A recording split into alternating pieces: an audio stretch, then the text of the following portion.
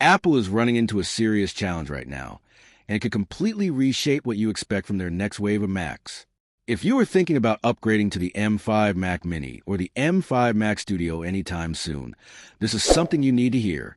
Before we go any further, drop a comment and tell me would you wait for M5 or grab a deal right now, because the situation is getting interesting fast. What we are seeing right now is not normal. Shipping times for current Mac models are stretching to nearly 5 months in some cases. And this is not just a minor delay. It is a result of a growing global chip shortage, largely driven by the explosive demand for AI servers. Companies across the world are consuming massive amounts of memory, and that is putting Apple under serious pressure. Even base models of the Mac Mini are delayed by over a month, while higher-end configurations with 64 gigabytes of RAM can take up to 18 weeks to arrive. At that point, there's a real chance the next generation could already be announced by the time your order shows up. This strongly suggests that the M5 Mac Mini and Mac Studio are likely being pushed further down the timeline. Apple appears to be prioritizing its available memory supply for products that sell in higher volumes, like the MacBook Air. And speaking of the MacBook Air, there's actually some surprisingly good news right now if you're looking to buy. The M5 MacBook Air has quietly dropped to its lowest price yet, with discounts across nearly every configuration.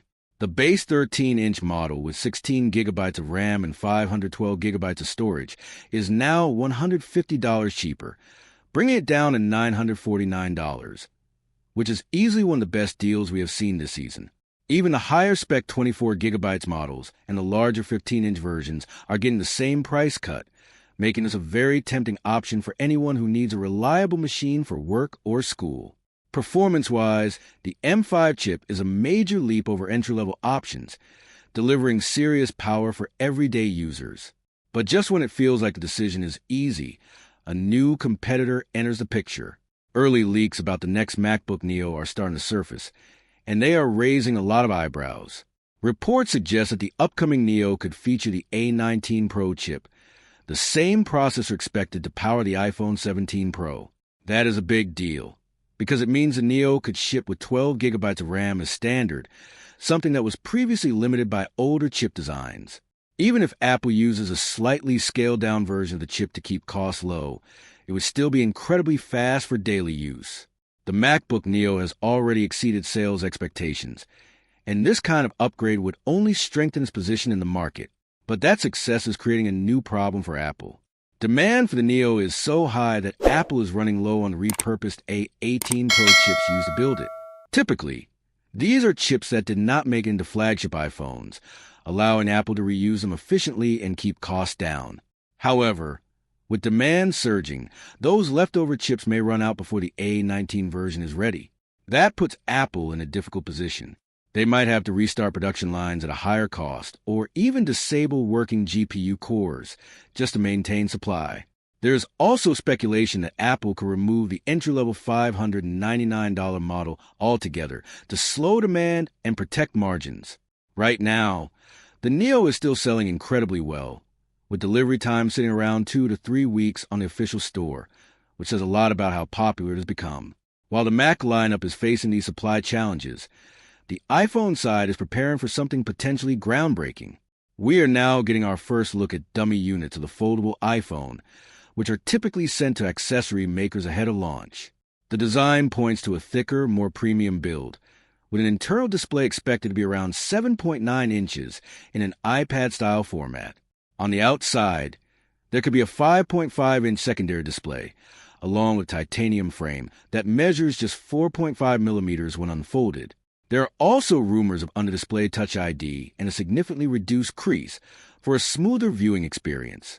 Of course, all of this innovation comes at a price. Current estimates suggest a starting point of around $2,000, with some configurations potentially reaching as high as $2,700 depending on storage and memory.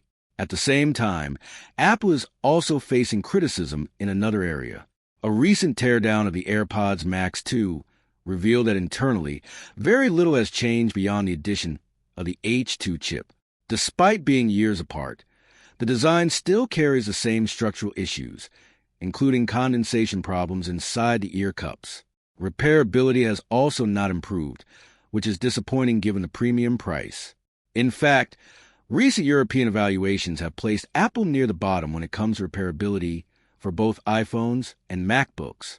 Interestingly, the one exception is the MacBook Neo, which has been recognized as the most repair-friendly MacBook in over a decade. That contrast shows Apple clearly has the ability to design more sustainable products, but it is not applying that approach consistently across its lineup yet. On a lighter note, there is also a very clever new accessory making waves. A compact MagSafe e-reader called the X4 has appeared. It attaches directly to the back of your iPhone. It uses an e-ink display, allowing you to read comfortably without the harsh brightness of a typical screen. It is incredibly slim at just 5.9 millimeters and costs around $69, effectively turning your phone into a Kindle-style device without needing to carry anything extra. Updated versions are already expected alongside the next iPhone releases, and honestly, this might be one of the most practical uses of MagSafe we have seen so far. So while Apple continues to push innovation in some areas, it is also navigating serious production challenges behind the scenes. The ecosystem is evolving in ways that feel both exciting and unpredictable at the same time. With that said, thanks for watching, and until next time.